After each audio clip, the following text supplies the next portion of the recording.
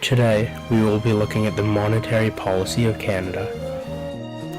To begin, monetary policy is controlled by the Bank of Canada, and it involves raising or lowering interest rates and money supply of the country. This is used to generate price stability and overall trust in the Canadian currency. Monetary policies are maintained by using actions such as changing interest rates, buying or selling government bonds, or changing the amount of money in government reserves. Monetary policy actions usually take around 6 to 8 quarters in order to have a full effect on the economy. There are two types of monetary policies used by countries. These policies are dependent on the current state of the economy. The first monetary policy is an expansionary policy. This monetary policy lowers taxes and increases money supply in order to encourage economic growth. It is known as the easy money policy, and it's used in times of recession. The second monetary policy is contractionary policy. Contractionary monetary policy raises taxes and decreases money supply in order to slow inflation and economic growth. This is often referred to as tight money policy, and used in times of economic prosperity, it can raise unemployment rates. Here we look at the respective graphs, the first representing easy money policy, showing a decrease in interest rates and an increase in money supply. The second shows the opposite, tight money policy, representing a decrease in money supply. There are 5 steps to implementing monetary policies. The process begins with the presentation of the staff projection.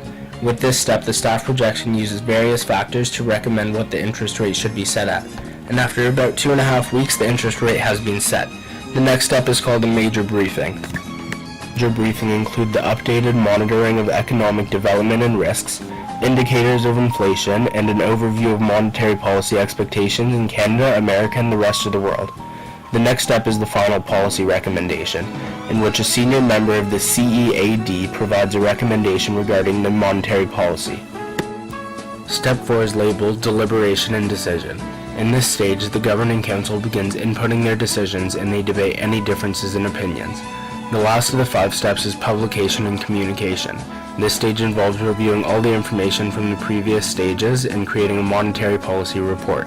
Canada uses monetary policies to achieve their objectives of preserving the value of money.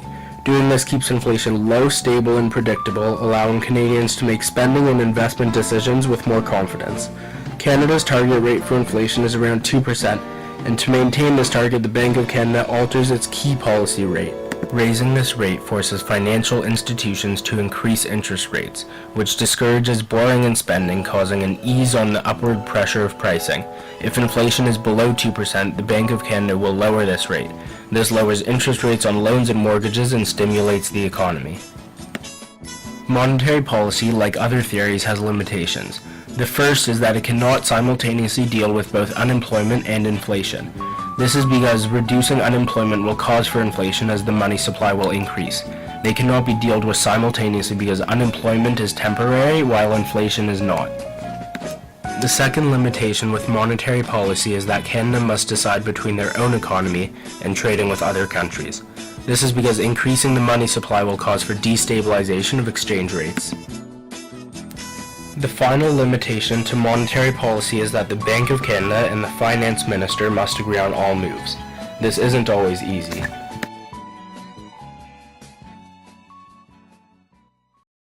Created using